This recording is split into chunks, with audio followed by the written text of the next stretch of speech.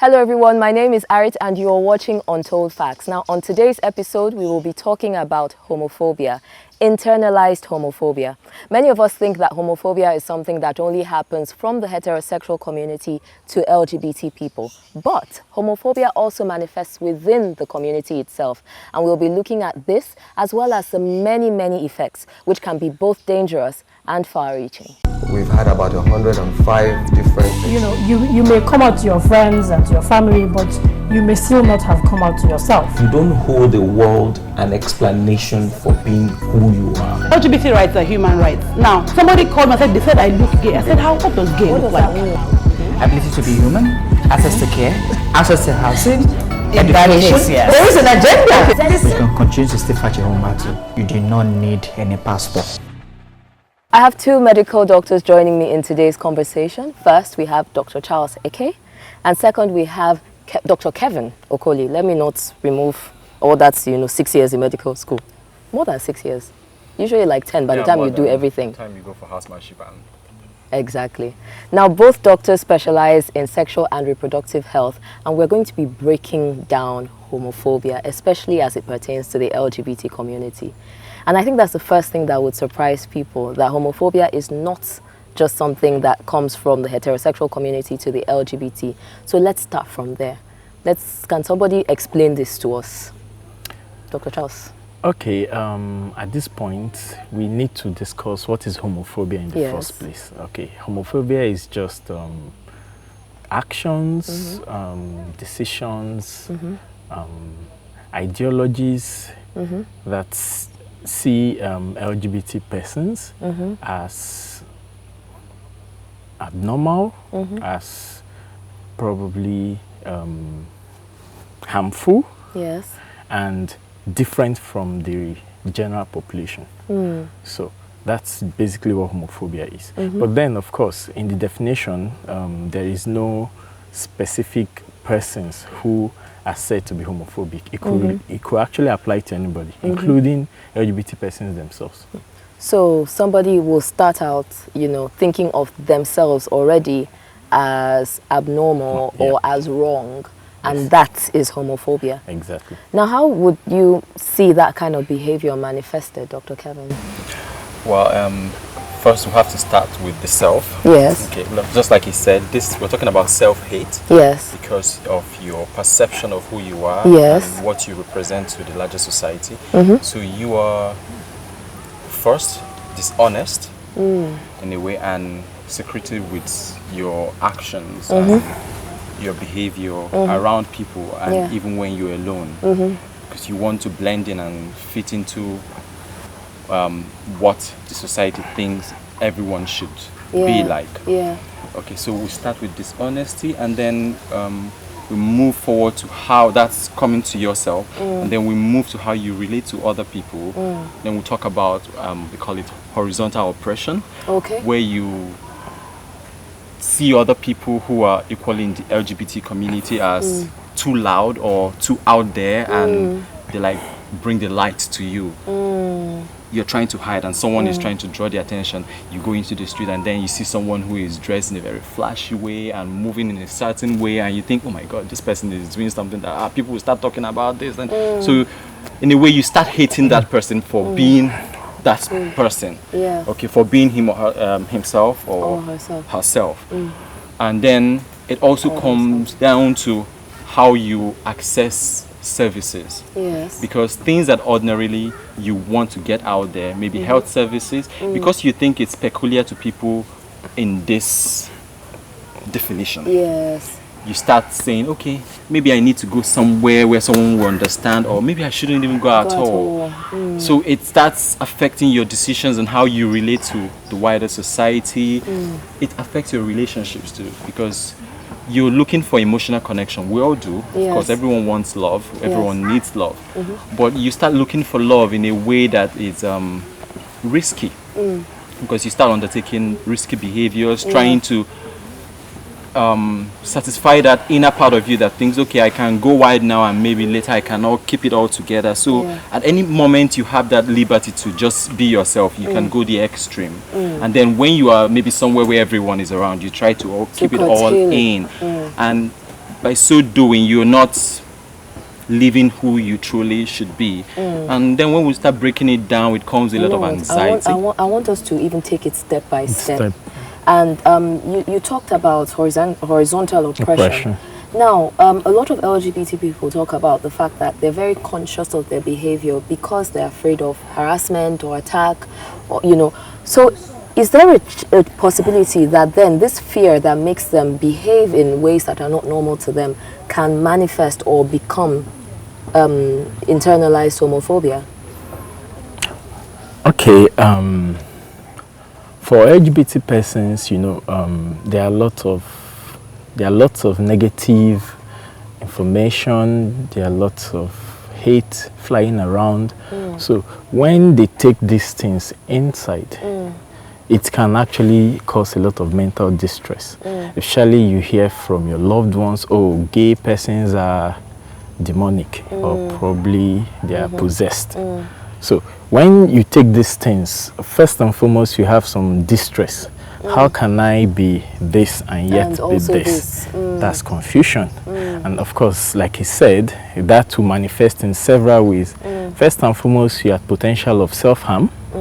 You could try straightening yourself. It could be by seeking gay conversion therapies with religious leaders and so forth. Or it could also be by exploiting sexual relationships with people of opposite sex. And in this case, you are trying to do it to cure your gayness. So you tend to overdo it. So you see, and that's the risky sexual yes, behavior exactly. you're also talking about. So it has different ways it can manifest. It could be you self-esteem. Oh, how I wish I was straight. My life could have been better. It could be contempt of others. He had mentioned that. It could be underachievement. Okay, I'm not as straight as my brothers or my sisters, so they have it all. Or overachievement. Well, I don't know if that's a good one. So it has, because I'm listening to both of you, and the scope it's of all the very problems wide. is very, very wide. And you mentioned something very serious. You talked about accessing medical services. Now, both of you are talking to me about these implications, and the scope, the scale of them is very wide. You mentioned something earlier that was very worrying. You talked about a lot of people now not being able to access medical services. So let's talk a little bit about that. Like, what do you mean by that? Okay. Usually, when we talk about services, of course, it's general. People can go to hospital for headaches and for hypertension, diabetes. But when really it comes down to how they access reproductive and sexual health services. Because the needs are different. Yeah, because the needs are different. First, let's talk about intervention services. Yes. In essence, you're thinking, okay, is this something that someone like me should go and ask for? By asking, am I going to out myself? Then is this something that they can take care of here, or do I have to go somewhere else to get it? Okay, so you see people worrying about how they're going to get services going online. And of course, it's going to lead them astray because, of course, there's so many information on the internet. So people go there and read up so many things, things that ordinarily should be taken care of by something that anybody can have. But because they think it's something that is peculiar to them or him or her, the person will start maybe taking remedies that he prescribed or just snatched from the internet. And then, of course, we're talking about reproductive health services too. People are worried also, can I have kids? How do I have kids? Am I going to go for adoption? Are there laws stopping me? Surrogacy, can I do that?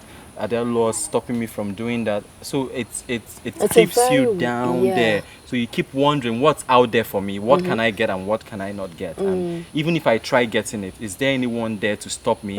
And then with the laws and the policies around, is there anybody going to arrest me and then I end up in jail or somewhere because I need health services? So now, Dr. Charles, what is the medical profession's responsibility in this? Like, if a patient comes to you and says, you know, I want to find out about, I want to do certain tests, for instance, or I want to do a medical checkup. What is the appropriate medical response, number one? And to what degree is the patient's able to be secure that, okay, I can come to a doctor and talk and not be arrested or not be outed or anything like that?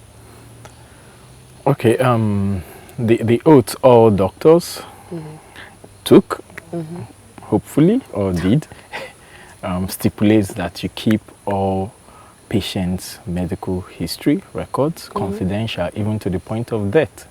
Private. And exactly. And until now, even the Nigeria law did not prevent or say LGBT persons can access healthcare. Okay. In fact, in the NACA, National AIDS Control Agency Act of 2010, it states clearly that all persons, irrespective of age, sex, gender, orientation, race, have equal access to healthcare. Fantastic. Yes, but then that is in the law. Like he said, so many factors abound that makes LGBT persons not access healthcare. And one major one is what we are discussing, internalized homophobia. Including the reasons he gave. Also, an LGBT person may not want to access healthcare because he doesn't want to be associated with a particular health service. Say, hypothetically, Hospital A provides services that include, say, treatment for what or things that may be more LGBT specific. An LGBT person may not want to go there. Okay. Because by so doing, the fear yes, association. exactly, fear of association could also. So how can doctors and medical institutions reduce this? What can doctors do, or what can hospitals do? Is there anything that can be done? Yes, definitely. We are not even halfway there, so there is a whole lot room for improvement. The first thing is to evaluate the scope of this problem. I mean, doctors need to come out and see it as a problem. That's the first part. Sure. There should be sensitization to these issues. Yes. There should be discussions ongoing, I mean, among the medical world. Okay, are there LGBT persons? Yes or no? If yes, what issues affect them? How can we see how to reduce these issues, especially as regards to health-seeking behavior? So I think that's the first point. And at this rate, for now, LGBT persons are still underrepresented. Yeah. So their issues don't even come up, even in medical fora, for example. So it starts from there. Discussions should start. That awareness on, Yes. And then I know of an LGBT patient that has gone to hospital and the doctor started to preach to them. Yes. So That's another one. how do we deal with that? Well, I think first it's wrong for a doctor to even preach, because you're not a pastor. Even if you are. Even if you are, I mean, one stops where the other one begins. Okay? So even when you want to educate patients, or when you want to offer them so-called advice, we call it counseling. You can only offer. At the end of the day, it's the patient or the client that will decide, okay, this is what I'm taking, this is what will work for me, and this is what I'm leaving on your table for you. Okay, so first, the doctors or the healthcare providers should have this awareness that access to healthcare should be for everyone. It's general. There should not be a limit. You cannot give A and not give B. Fine, in Nigeria and our economic situation, we have people going to hospital and because of economic reasons and no health insurance, they cannot access certain care and they maybe die because of that, which is very painful. But then when we go out of the scope of money as being a factor, you bringing in yourself or your personal perception or your personal judgments and stuff to another person's health issues, it's wrong. And I mean, if it should happen where a doctor is or where a healthcare provider is, it's a responsibility on that person who is seeing it happen to speak up. Because these things, we have to start small. Of course, it's going to get wider. Yes. Of course, if you tell someone that this thing is very wrong and this person you just talk to this same way is going to react the same way, of course, you've started something. Yeah. Regardless, when the next person comes, he is not going to go back to doing that same thing again. He will always try to go back. So awareness, and also we doctors should stick to what we've been taught and what we swore to and what we know how to do best, which is to counsel and offer healthcare services. If you can do that, I think that's a good place to that's a start. good way to start. Dr. Charles, you talked about self-harm as another way that internalized homophobia manifests. When you talk about self-harm, I know there's like we have more and more incidents of people cutting themselves and so on. Are those some of the things that happen? Yes. Self-harm, it could be physical, Okay. like you just said. It could be psychological. It could be social. Okay. Okay. Physical harm, of course, cutting, suicidal ideation, suicidal attempts. But it could go even in another aspect. For example, studies have shown that an LGBT person is 2.5 times more likely to abuse drugs, more likely to abuse alcohol, yes. And in fact, it's not surprising that suicide rates is highest among the LGBT persons. Of course, it's 30% higher. 30%? Yes. Wow. So, that is on the side. Also, like, I don't know, internalized homophobia, as it were. It can also manifest in fear of harm. For example, you find some, should I use the word? Okay, LGBT persons avoiding children so they won't associate them with pedophilia. So, okay, this is a male child, I'm a gay man. And so, I don't want. It's, I don't want. So, it's, yes, social interaction. Exactly, that's social harm, for example. So, it's, in fact, I don't know how best to put this. It's a whole lot. It is a lot. And so I'm wondering, why is it then that people are not more aware of, is it possible that somebody is exhibiting these behaviors without being conscious of the fact that they are harming themselves, or that this thing actually has a name, this thing is actually homophobia? Is it possible for somebody to display all this behavior without realizing what it is? Oh, yes. Yes, definitely. It is. Well, of course, there are so many things we do. Habits is just something you just keep doing, and before you know it, it's part of you. Yes. Okay, so you start doing certain things and you start avoiding a certain place, and before you know it, you don't even know that that place exists at all. You start associating with a certain place, and before you know it, you are addicted to that place or that thing. So you don't even know what's going on, and it progressive. Creeps in. Yes, it keeps coming and coming and coming. It gets to a point that maybe someone who cares about you or who is concerned will now call you, please come. There's something I've noticed. But if there's no break, support system, if there's no support system, you just find yourself falling and falling and falling. And that support system is what's actually lacking, because let's even talk about, let's bring it back to accessing healthcare. You have some people who are, let me use example, who are taking medications maybe for treating their STDs, HIV intervention services. Some of them might not remember to take their medications. But when you have someone who understands what you're going through, or someone who always reminds you, or who is playing that reminder in your life, to always tell you, okay, you need to go for your clinic visit. I noticed this. I'm noticing this. Even if the person notices that you're withdrawn, the person can always point out, okay, I'll follow you to the doctor today so that I will tell the doctor that I noticed this. I mean, I have clients who come in with their friends, their siblings, their cousins. So you see that they have that support system. Sometimes their cousins will even call and say, doctor, I just noticed this. But I mean, what of the person that is involved? He has gone to work. I mean, he's leading his life, but someone else is looking out for him. So that support system is also something we need to put in to make sure that we cushion the effect of all of this happening and to help them access healthcare as we are discussing. And we're talking about internalized homophobia as a factor. Yeah. So, we have policies and laws in Nigeria that is already keeping everyone in. And you don't even have a certain place where you, could I say, go to a certain hospital? Safe space. A safe space. I was just about to say that, to ask that, like, so where do people go? What do people do? How do people get help or get support? Okay, like I said, the first thing is to realize there's a problem. Yes. Then you now decide if the problem is a problem enough for you to seek help.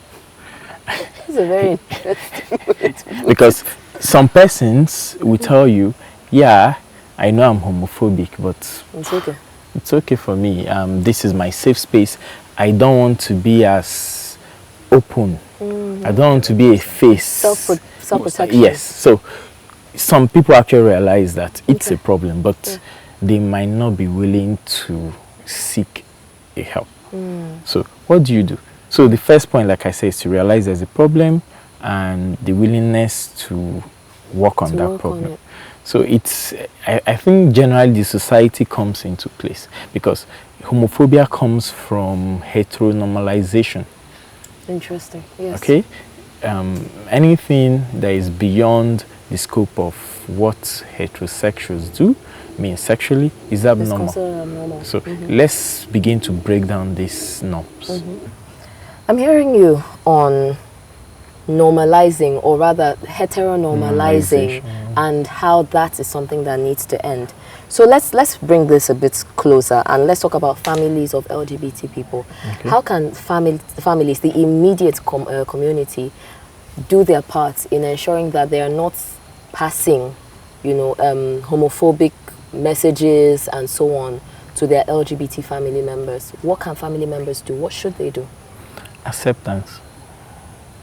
As simple as that. Yes, just one word. Yes, the key here is acceptance, just one word. First, the individual had to accept himself or herself for who they are. Then, of course, the family should realize that not everybody can be monkeys, we cannot be fishes, we cannot be mangoes, we are all different. Even among the monkeys, there are many species of monkeys. So just accept people for who they are. Don't try to box them into your own narrative of what they should be. Acceptance is the key for the family/individual unit.